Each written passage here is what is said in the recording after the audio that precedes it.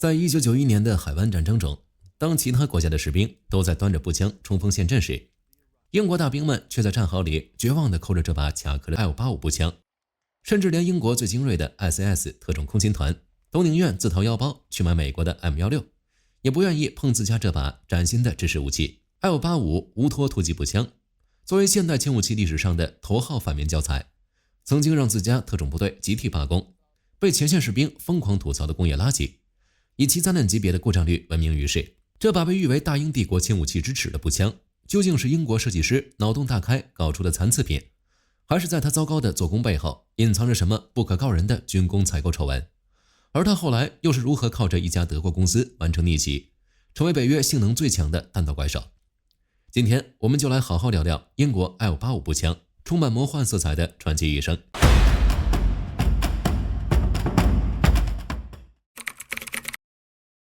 假如你问一个80年代末服役的英国老兵 L85A1 好不好用，他大概率会笑而不语，然后请你吃一顿美味的英国菜。这把枪发到部队后暴露出了严重的可靠性危机，可以说除了能响之外几乎全是毛病。而造成这一切的根源在于恩菲尔德工厂的2个致命失误。第一个失误是经验不足，当时的枪械制造已经开始流行冲压钢板工艺，就是用机器把薄钢板压出机匣的形状。这种工艺成本低，速度快，像苏联的 AKM、美国的 AR-18 都在用。但是英国恩菲尔德工厂这帮造了一辈子栓动步枪的老手，压根玩不转现代化的金属冲压工艺。他们冲压出来的 L85机匣结构强度严重不足，甚至在射击的时候，枪身内部的导轨会发生弹性形变。第二个失误则是盲目削减成本。当时的项目管理层搞了个叫价值工程的玩意儿，说白了就是想尽一切办法省钱。为了省钱，他们用了廉价的工程塑料来制造枪的护木和托彩板，结果一到冬天，稍微磕碰一下这些塑料件就会直接碎裂，有些士兵的脸甚至会被冻裂的铁彩板划伤。但这还不算完， L85A1 身上最让人抓狂的是它那些反人类的机械故障。首先是弹匣颈，正常的步枪弹匣插到位置就会被卡住，但 L85A1 的弹匣颈居然没有防止过深插入的限位结构。想象一下，在激烈的交火中，士兵打空了子弹，赶紧掏出新弹匣，用力往上一拍，准备继续射击，结果因为用力过猛，弹匣直接越过卡扣，深深地捅进了机匣，内部直接把弹簧嘴撞坏或者卡死枪机，瞬间变成了一根烧火棍。其次是脑残的垃圾柄设计， L85A1 的垃圾柄直接固定在枪机框的右侧，在射击的时候，每打一发子弹，滚烫的弹壳就会从炮壳窗飞出来，但是抛出的弹壳经常会在空中撞到正在跟着枪机一起往后退的金属垃圾柄，然后就像打台球一样，弹壳被垃圾柄反弹回了炮壳窗里，直接卡在枪膛里，造成了高发的烟囱型卡壳。各种各样奇葩的故障让 L85A1 在早期的测试中表现得惨不忍睹。当时军方给出的及格线是平均故障时间各发数，也就是打多少发子弹允许卡壳一次。步枪的标准是2500发，轻机枪的标准是8000发。但实测结果让人大跌眼镜， L85A1 实际打下来只能坚持100到300发，很多时候士兵连口半击打完3个弹匣都做不到，枪就死活不响了。这要是放在其他国家，这枪肯定得打回重造，但英国国防部和项目高层却搞出了一波神操作。为了让这把烂枪强行通过验收，管理层竟然直接修改了故障的统计标准。他们规定，只有造成零部件破裂这种不可逆的损坏才算作是故障，像弹壳反弹卡住进弹失败这种日常卡壳通通不算故障，只要你能抠出来继续打就算合格。靠着这种掩耳盗铃式的造假， L85A1 带着合格的大红花，堂而皇之的装备了英国全军。但纸终究是包不住火的，到了1991年的海湾战争， L85A1 迎来了他的第一次实战考验，结果直接在全世界面前丢尽了英国人的脸。伊拉克的沙漠环境成为了这把枪的噩梦，细度极小的沙尘渗入机匣内部，和枪油混合在一起，变成了一坨坨粘稠的泥膏，机匣变形，弹簧失效，护木破裂，频繁的卡壳，让前线士兵苦不堪言。大名鼎鼎的英国 SAS 特种空勤团在实地用了几次后直接摔枪不干了，他们直接向高层申请拒绝使用这种工业垃圾，转而去采购了美国的 M16A2 和加拿大的 C7 步枪。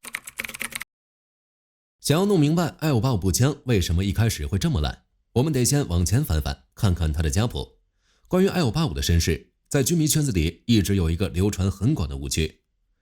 很多人只要一看 L85那独特的无托结构，就会理所当然地认为它是二战后英国那把神作 EM2 步枪的直系后代。这个得承认，当年的 EM2 确实是一把好枪，但如果说 L85 是 EM2 的儿子，那可真是太惧他了。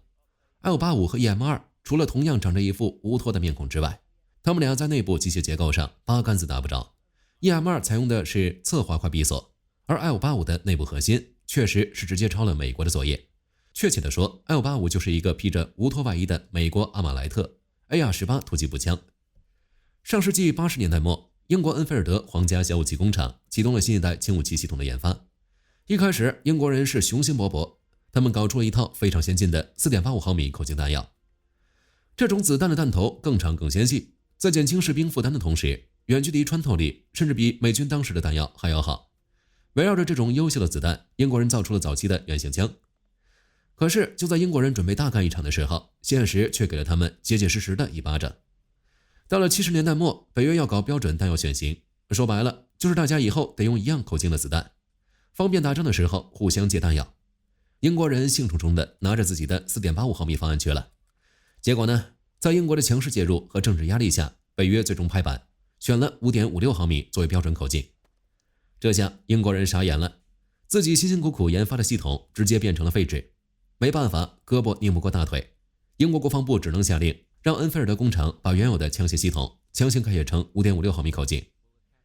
这种半路出家强行改口径的操作，直接打乱了整个武器的研发节奏。原本设计好的公差、受力结构全部得推倒重来，这也为后来 L85 那灾难般的质量埋下了巨大的隐患。经过一线士兵的咒骂和自己精英部队的拒收，终于让英国国防部再也坐不住了。他们打破了沉默，决定对 L85 进行彻底的重构。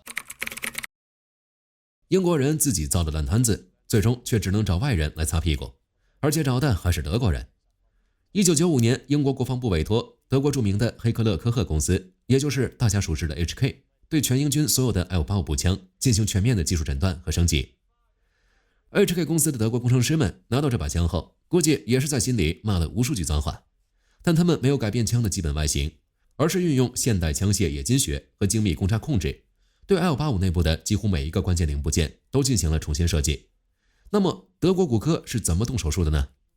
首先，针对那个反弹弹壳的脑残垃圾柄， HK 直接把它给切了，换成了一个用复合材料制造的逗号形状的新垃圾柄。这个设计非常巧妙，它不仅仅是个拉手，那个弯曲的形状刚好兼做了抛壳定向器，弹壳飞出来撞在逗号上，会顺着弧度被安全地弹向斜前方，彻底解决了弹壳弹回抛壳窗的难题。接着，针对枪机卡顿的问题， HK 对枪机框进行了重新的数控洗削和高抛光处理。为了让开锁和抽壳过程更加顺滑，德国工程师直接削去了枪管接头上的一个闭锁凸损，把原来的7个变成了6个。这一减法操作极其大胆，但效果却出奇的好。不仅如此， HK 还把抽壳钩的面积大幅度增大，机针的外形被重新设计，消除了应力集中点，防止士兵打着打着针尖端断在里面。至于那个一撞就变形的保铝弹匣， HK 直接把它扔进了垃圾桶，换上了基于 G41步枪设计的高强度钢制弹匣，顺便把全枪的附近簧活塞弹簧全部换成了高寿命合金材质。在激发结构上， HK 加重了击锤的质量，并且在全自动射击模式下加入了一个极其微小的击锤释放延迟机构。这个设计没有降低它每分钟610到775发的射速，却大大提高了连发时的稳定性。经过 HK 公司的一整套换血式大修，升级后的型号在2001年定型，被命名为 L85A2， 并在2002年开始全面换装英军。拿着新枪的英国大兵满腹狐疑地再次走进沙漠测试，结果奇迹发生了。这把曾经打2个弹匣就得修一次的破枪，在极端沙尘测试中展现出了惊人的可靠性，甚至超越了当时很多常规布局的步枪。从工业垃圾到可靠耐用的制式武器，德国 HK 用严谨的工程技术，硬生生把 L85 从鬼门关里拉了回来。而到了2018年，为了让这把枪能够一直服役到2025年以后，英国又推出了进一步升级的 L85A3。这一次 L85A3 变得更有战术范儿了，它放弃了固定在枪管上的传统护木，改成了和机匣连接的模块化铝合金护木，这让枪管实现了完全的自由浮动，大大提升了精度。枪顶上也加装了贯穿全长的战术导轨，全枪喷涂了陶瓷涂层，甚至整体重量还比 A2 减轻了约100克。至此 L85 终于完成了一场蜕变。看到这里，可能有些朋友会觉得疑惑，既然当年25851出了那么多致命的问题，维修和升级的成本又那么高，英国人为什么不直接放弃这把乌托步枪，直接去买美国的 M4 或者是德国的 G36呢？要回答这个问题，就得看看i585身上最核心也是无可替代的优势，那就是它堪称变态的外弹道效能。这里就要解释一下无托步枪存在的最大意义了，那就是在极短的全枪长度内塞进一根极长的枪管。就拿美军的 M4 卡宾枪来做个对比， M4 为了保证士兵在巷战车里的灵活性做得很短，但代价是它的枪管长度只有可怜的 14.5 英寸，也就是大约368毫米。而 i585 呢，它的全枪总长度只有785毫米，和美军的 M4 差不多长，是一把非常标准的短尺寸步枪。但惊人的是，就在这短短785毫米里， i585 居然藏着一根 20.4 英寸的全长步枪枪管。这多出来的枪管在战场上意味着什么？我们都知道 5.56 毫米的北约标准弹，它的杀伤力主要是靠弹头在击中人体后发生高速碎裂，这就要求子弹在打中目标时的速度必须非常快，通常这个门槛是每秒762米以上。美军的 M4 因为枪管短，子弹还没充分加速就飞出去了，这导致 M4 在超过150米的距离后，子弹速度就会掉下来，打在敌人身上就像是用针扎一个洞，杀伤力大减。而 i585 拥有 20.4 英寸的长枪管，火药气体可在枪管里充分推着子弹加速，这就让它获得了高达每秒940米的恐怖初速。这种超高的初速让 i585 的有效碎裂杀伤距离直接延伸到了200到250米，足足比 M4 多出了100米。在阿富汗那种动辄200-300米距离的山地交火中，英国士兵拿着短小精悍的 i585，却能打出连美军长步枪都羡慕的杀伤效果和精度，配合上全军标准的光学瞄准镜， i585 简直就是披着卡宾枪外衣的狙击步枪。用近战的尺寸换取远距离的致命射程，这才是英国军方哪怕砸锅卖铁也要把 i585 留在手里的终极秘密。不过凡事都有两面性，有些问题连德国工程师也解决不了。i585虽然在外弹道上大杀四方，但它身为无托步枪的那些天生缺陷，也让英国士兵默默忍受了几十年。i585只能从右侧单边抛壳，这意味着左撇子射手根本没法正常使用这把枪。在复杂的城市巷战中，士兵经常需要换左手持枪来定位掩体，但那 i585的英国大兵就只能别扭地侧着身子探出去，这就大大增加了暴露的风险。其次是重量问题，一把现代化的卡宾枪正常重量大概在3公斤多，但 i585的战斗权重却接近了惊人的5公斤，带着这玩意儿跑个5公里越野，简直就是对士兵体能的惩罚。最搞笑的是，因为 i585的无托结构设计，导致枪身实在是太短了，士兵在立正稍息的时候，枪托根本够不着地面。为了适应这把枪，英国陆军甚至不得不修改了传承100年的队列操点，重新引入了斜持枪的阅兵动作，这在轻武器历史上绝对是独一份的待遇。